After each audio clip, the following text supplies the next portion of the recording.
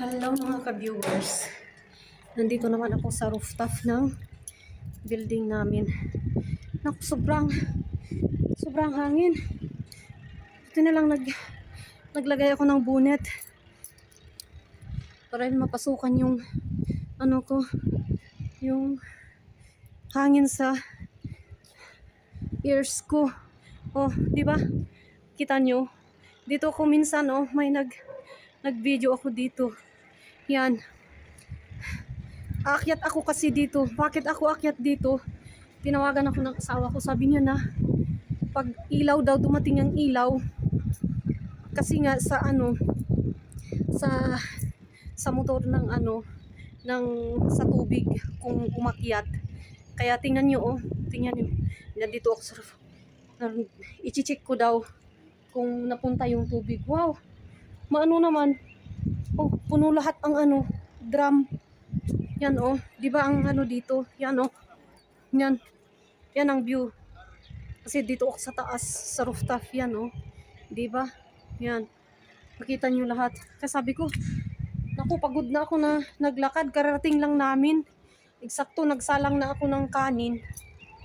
Kasi nga may ulam pa kami na niluto pa kahapon. Painit ko. Kaya iniwanan ko na lang. Hinaan ko yung apoy. Kaya yan ito yung yung sa mga sobya ba, exhaust ng sobya. Diyan lalabas ang dito. Lalabas ang usok. Lalabas ang usok dito. Yan di ba? Yan ang maingay. Kasi gagawa nila ng bahay. Ganyan dito. Yan. Laki dito kasi lawak dito. Ano Yan. Yan. Sobrang hangin. Yan dito ako sa baba. Ay, sa taas. Pakita ko sa baba. Yan Yan